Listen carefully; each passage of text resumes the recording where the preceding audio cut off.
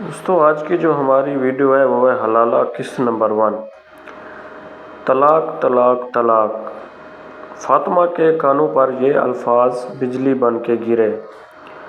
غصے میں کہے گئے یہ کلمات آنے والے وقت میں کن مشکلات کا پیش خیمہ ہوں گے، اس کا اندازہ نہ فاطمہ کو تھا اور نہ ہی علی کو۔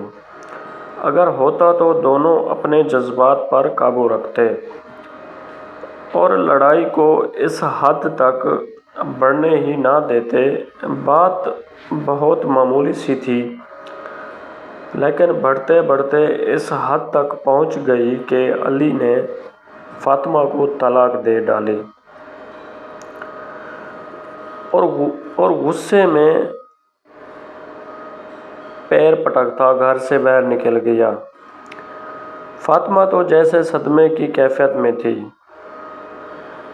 اس کی 3 سالہ بیٹی سکینہ روٹھی شکل بنائے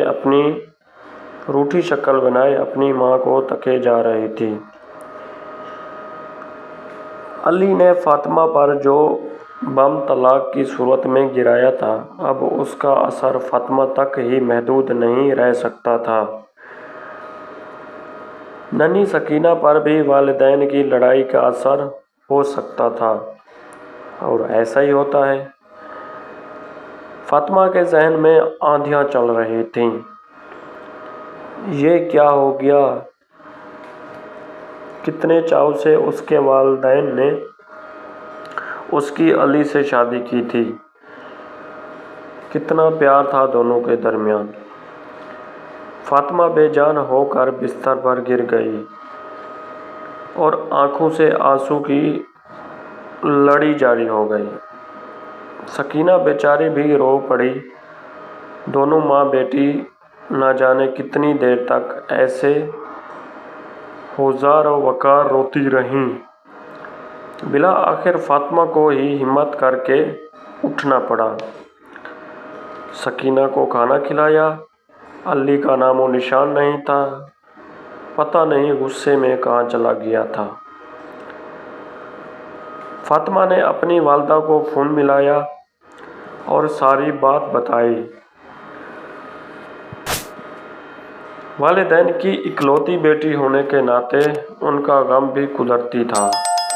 کچھ دیر میں فاطمہ کے والد اور 2 بھائی فاطمہ کے پاس پہنچ گئے اور ضروری سامان پیک کر کے فاطمہ اور سکینہ کو اپنے ہمراہ لے گئے۔ علی کی ہنوز کوئی خبر نہیں تھی۔ جب فاطمہ سے بحث ہی تھی تو علی پہلے سے ہی غصے میں تھا۔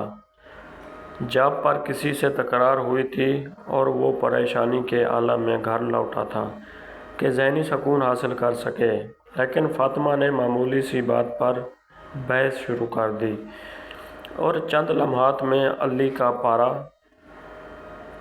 بلندی پر پہنچ گیا، جس کے نتیجے میں وہ اپنی چاند سی بیوی کو طلاق دے بیٹھا۔ گھر سے باہر نکل کر یوں ہی پیدل چلتا رہا سڑکوں پر، فٹ پاتھ پر، نہ جانے کہاں کہاں سے گھومتا گھومتا رات گئے گھر پہنچا، جہاں اب صرف ویرانی تھی، نہ اس کی بیوی تھی نہ بیٹی۔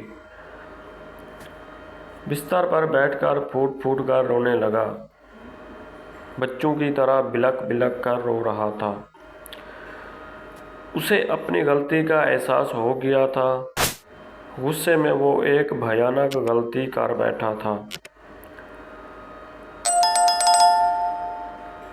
روتے ہوئے وہ اپنے آپ کو ہی کوس رہا تھا۔